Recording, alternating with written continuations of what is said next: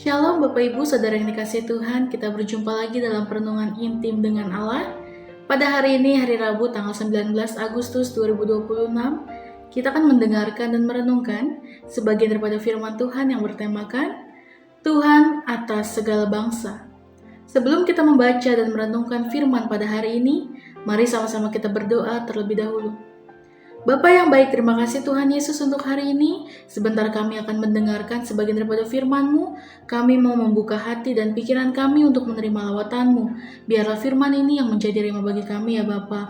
Firman-Mu yang menerangi setiap jalan kami, setiap langkah dan perbuatan kami. Terima kasih Tuhan, kami siap mendengarkan, kami siap merenungkan. Di dalam nama Tuhan Yesus, haleluya. Amin. Pada perenungan hari ini yang berfokus di dalam Amos, pasal 2 ayat 6-8.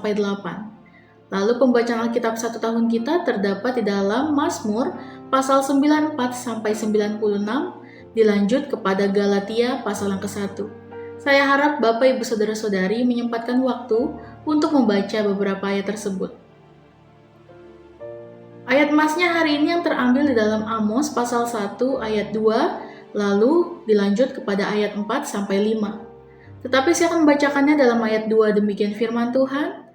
Berkatalah ia, Tuhan mengaum dari Sion dan dari Yerusalem. Ia memperdengarkan suaranya, keringlah padang-padang pengembalaan dan layulah puncak gunung Karmel. Saat membaca firman Tuhan, hendaknya mempersilahkan Tuhan sendiri yang berbicara dari dirinya untuk kita semua. Berangkat dari penghayatan itu, kita akan memperhatikan beberapa topik firman Tuhan dari kitab Amos pasal 1 dan pasal 2. Yang pertama, menjual orang benar karena uang dalam ayat yang ke-6. Orang-orang benar dikriminalisasi karena kekuasaan, jabatan, dan uang. Orang yang berlaku benar diperlakukan tidak adil untuk menyembunyikan diri dari kesalahan masa lalu. Hukum diputarbalikan untuk menakut-nakuti orang lain supaya tetap berpihak pada lingkaran kekuasaan. Penguasa dan hakim menerima suap untuk mengalahkan orang yang benar-benar dalam pengadilan. Orang-orang yang berada dalam lingkaran kekuasaan dan orang-orang kaya menggunakan kekuasaan dan kekuatan materi untuk memenangkan perkaranya di pengadilan. Allah membenci tindakan seperti ini. Walau Israel sebagai umat Allah, mereka bukanlah golongan yang kebal terhadap hukum. Karena Allah menuntut umatnya untuk berlaku kudus, benar, jujur, dan adil. Setiap tindakan yang bertentangan dengan karakter Allah, cepat atau lambat akan mendapatkan hukuman. Lalu yang kedua, menjual orang miskin karena sepasang kasut dalam ayat yang ke-6. Konten ayat 6b ini memberi gambaran bahwa penguasa dan orang kaya memberikan penilaian yang sangat rendah terhadap orang-orang miskin. Karena seseorang yang memiliki utang yang tidak bisa dibayar dapat dijadikan menjadi budak. Nabi Amos mengancam perlakuan orang-orang kaya yang menjadikan orang-orang miskin menjadi budak untuk diperkerjakan di luar harkat dan martabat sebagai manusia. Mereka memandang orang-orang miskin hanya seharga sepasang kasut untuk menginjak-injak nilai-nilai kemanusiaan yang tidak mengal belas kasihan. Ungkapan ini hendak menunjuk kepada para penguasa dan orang-orang kaya yang berlaku serakah pada harta materi. Mereka tidak pernah merasa kurang walaupun telah memiliki kekayaan materi yang sangat banyak.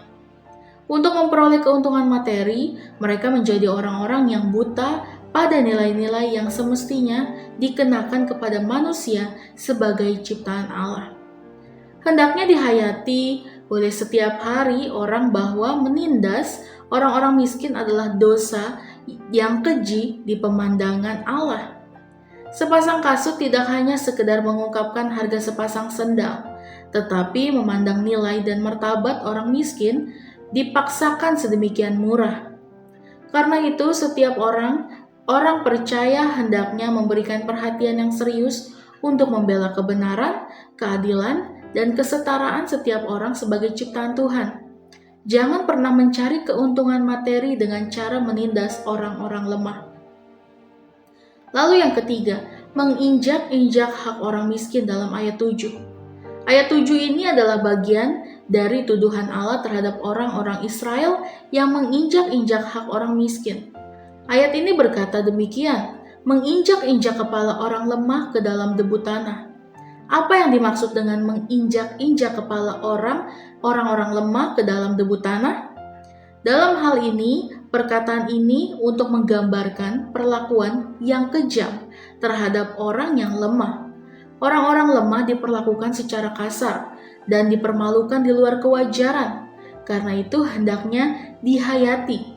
Jika penguasa dan orang-orang kaya kurang memperdulikannya, Tuhan adalah pembela orang-orang yang sengaja dilemahkan.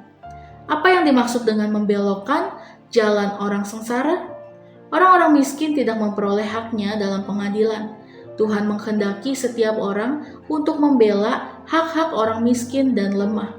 Sementara yang dilakukan hanyalah untuk menutupi hal-hal yang buruk yang pernah mereka lakukan. Ibadah yang dilakukan tanpa kebenaran dan keadilan adalah hal menjijikan di hati Tuhan. Lalu yang keempat, ayah dan anak sama-sama menghampiri perempuan yang sama dalam ayat 7. Perbuatan seperti ini merujuk pada dosa seksual yang sangat menjijikan di hati Tuhan. Kemungkinan besar hal seperti ini terjadi pada budak perempuan atau pelacur kuil. Hal seperti ini adalah pertanda terjadinya kerusakan moral yang memalukan. Karena perbuatan tersebut, nama Tuhan menjadi tercemar karena umatnya menjalani kehidupan dengan cara-cara yang bertentangan dengan kehendak Tuhan dan firman-Nya. Lalu yang kelima, Allah adalah hakim atas bangsa-bangsa. Terdapat dalam Amos 1 ayat 2-5. Sejatinya, sebelum mengadili perbuatan dosa umatnya, Allah telah terlebih dahulu menghakimi bangsa-bangsa yang terdapat di sekitar Israel.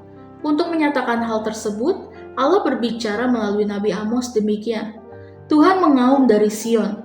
Tuhan mengaum dari Sion artinya Tuhan yang berkuasa penuh bagi setiap suku bangsa yang terdapat di bumi ini. Firman Tuhan yang disampaikan Nabi Amos ini untuk mengingatkan semua suku bangsa yang terdapat di bumi ini supaya bertobat sungguh-sungguh. Akibat penghakiman yang dari Tuhan digambarkan dengan padang rumput yang telah mengering.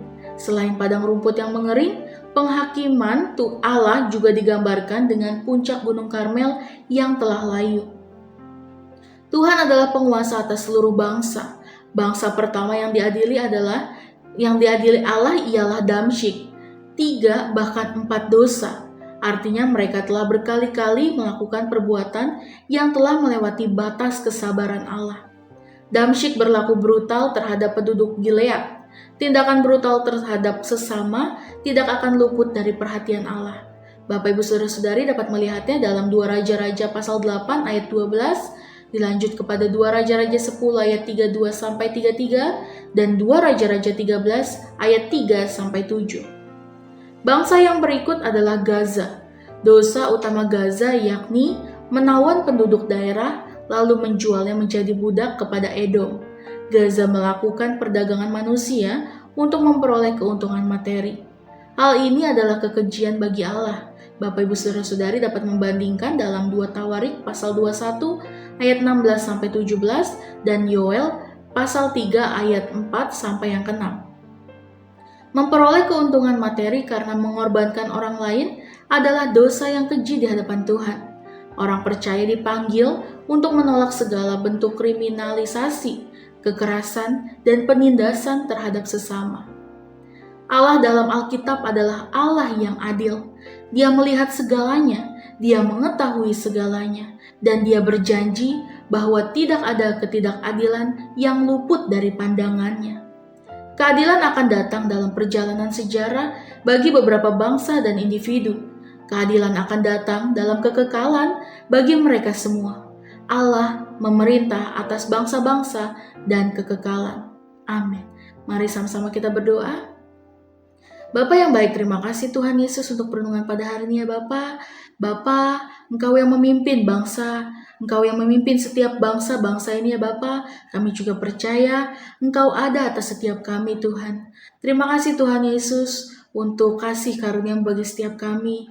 Engkau Allah yang adil, Engkau adalah Tuhan Juru Selamat kami. Terima kasih Tuhan Yesus, Engkau melihat segalanya apapun yang kami lakukan, apapun yang bangsa-bangsa kami lakukan ya Bapa.